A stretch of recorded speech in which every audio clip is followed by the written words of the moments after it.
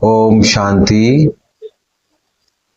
आज हम बाबा के महावाक्य दिनांक 5 सितंबर 2025 के सुनेंगे, जिसमें बाबा ने मुरली के सार में कहा है, मीठे बच्चे, तुम्हारी प्रतिज्ञा है जब तक हम पावन नहीं बने हैं तब तक बाप को याद करते रहेंगे।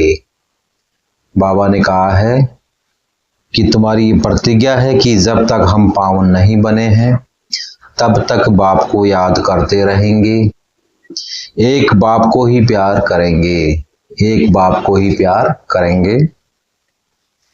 प्रश्न है, सयाने बच्चे समय को देखते हुए कौन सा पुरुषार्थ करेंगे?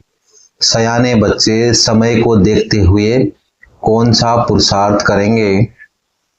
उत्तर है, अंत में जब शरीर छूटे तो बस एक बाबा की ही याद रहे और कुछ भी याद न आए।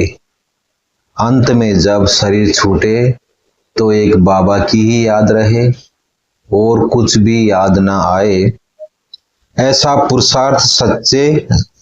पुरुषार्थ सयाने बच्चे अभी से करते रहेंगे, क्योंकि कर्मातीत बनकर जाना है। इसके लिए इस पुरानी खाल से ममत्व निकालते जाओ।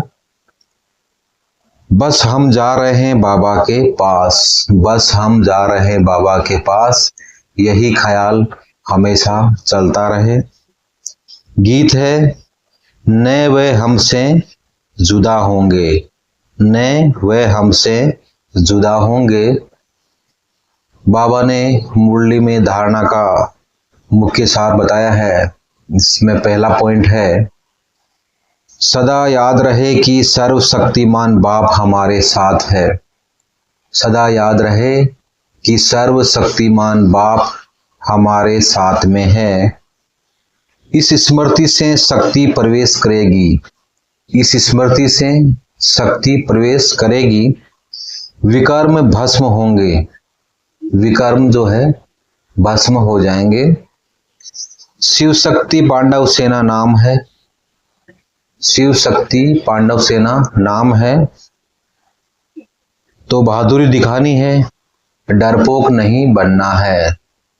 तो बहादुरी दिखाना है, अपन को डरपोक नहीं बनना है। जीते जी मरने के बाद, दूसरा पॉइंट दिया है, जीते जी मरने के बाद यह अहंकार न आए कि मैं तो सरेंडर हूं, कि मैं तो सरेंडर हूं। सरेंडर हो पुण्य आत्मा बन, औरों को बनाना है। सरेंडर हो पुण्य आत्मा बन, औरों को भी पुण्य आत्मा बनाना है। इसमें ही फायदा है। वरदान है, निर्विघ्न स्थिति द्वारा स्वयं के फाउंडेशन को मजबूत बनाने वाले पास विद ऑनर भाव। निर्विघ्न स्थिति द्वारा स्वयं के फाउंडेशन को मजबूत बनाने वाले पास विद ऑनर भाव।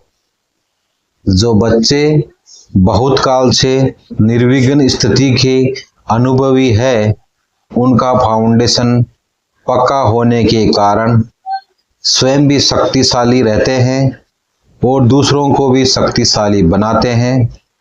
बहुत काल की शक्तिशाली निर्विघ्न आत्मा अंत में भी निर्विघ्न बन पास विद ऑनर बन जाती है, पास विद ऑनर बन जाती है, या फर्स्ट डिवीजन में आ जाती है।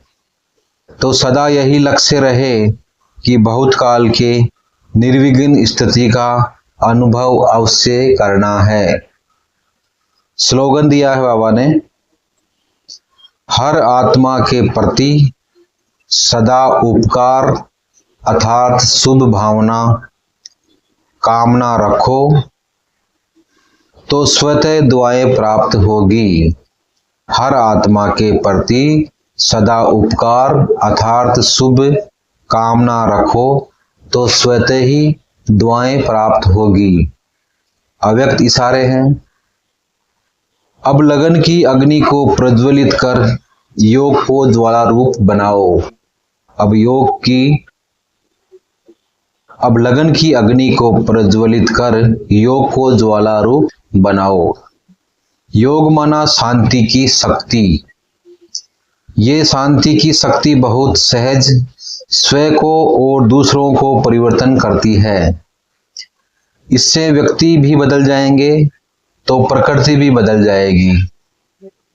व्यक्तियों को तो मुख का कोर्स करा लेते हो, लेकिन प्रकृति को बदलने के लिए शांति की शक्ति अर्थात योग बल ही चाहिए। ओम शांति। शुक्रिया बाबा, शुक्रिया।